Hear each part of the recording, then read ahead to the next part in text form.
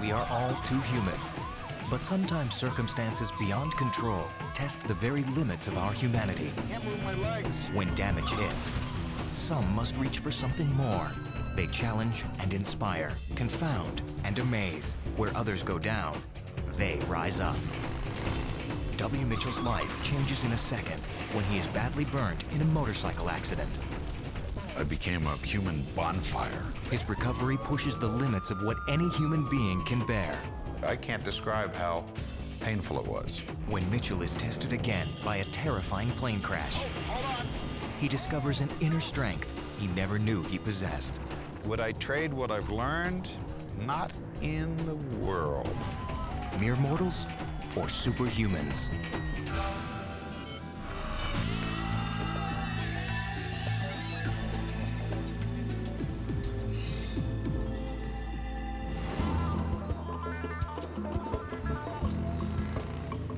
At 28, W. Mitchell had just made it out of the Marines and landed a good job as a gripman running cable cars through the majestic hills of San Francisco.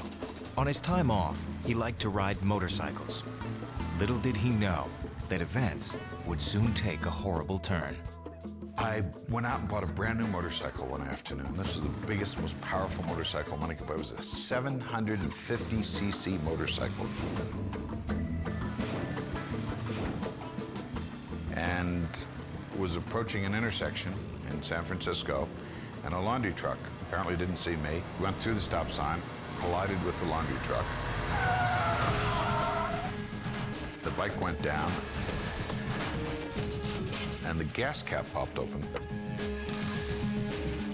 The gasoline poured out all over me, and about 2.5 gallons worth, and the heat of the engine ignited it.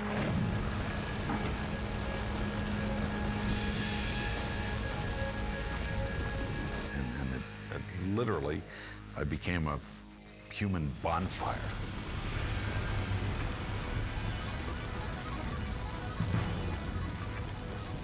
But there was a guy in a car dealership working on the corner that day, and he tore a fire extinguisher from the wall and rushed out into the street. Didn't wait for anything, just moved, took action.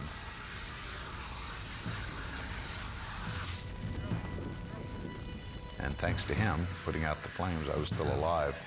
When the ambulance crew arrived, the paramedics rushed me to nearby San Francisco General Hospital. Mitchell may have been alive, but he had second, third, and fourth degree burns to 65% of his body. Only his scalp and torso had escaped the flames, protected by his helmet and leather jacket. Some of the worst damage was to his hands.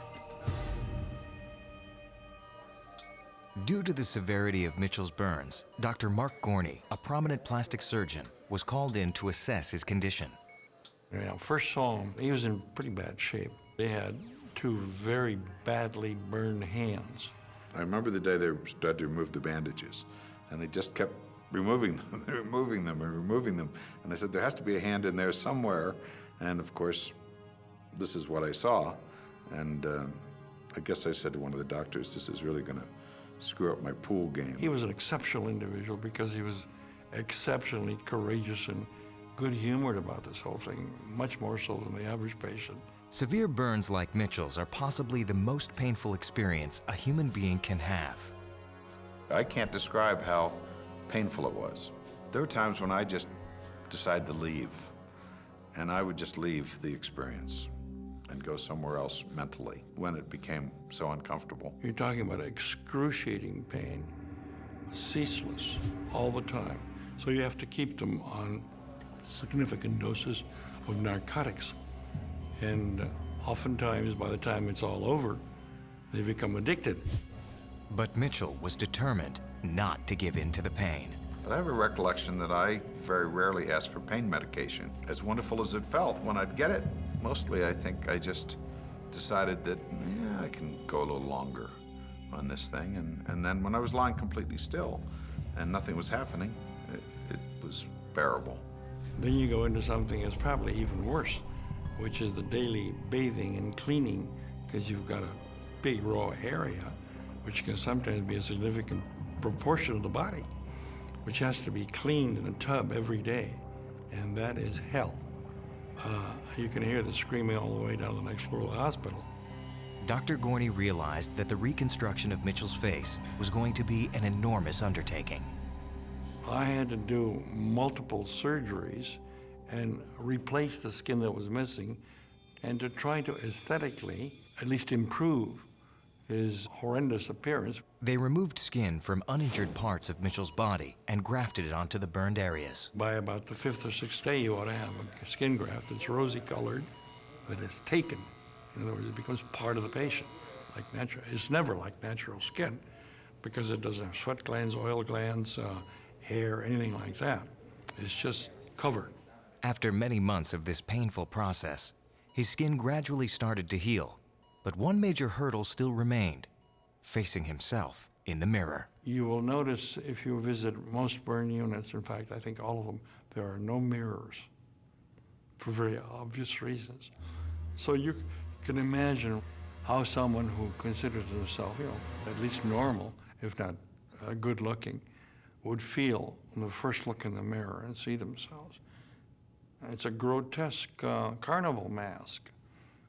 And the shock is sometimes so strong that I have known of cases where they try to commit suicide before they left the ward.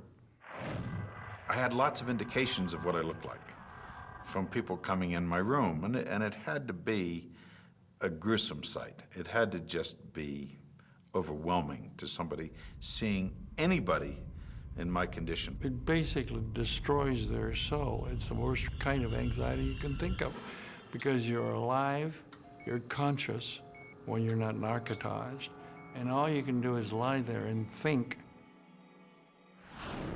And I remember I was able to walk to the bathroom on the ward in the hospital, and I headed for the mirror, and that was the first time I ever saw myself. And it was quite an experience. It was quite a surprise, obviously.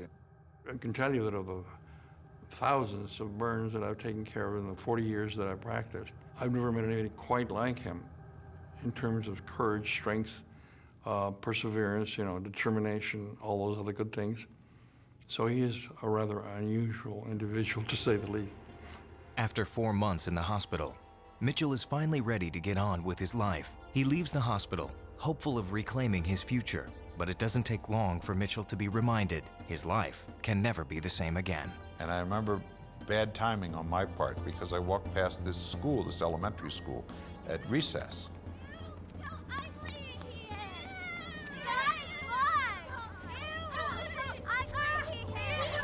And again, I was just a very unusual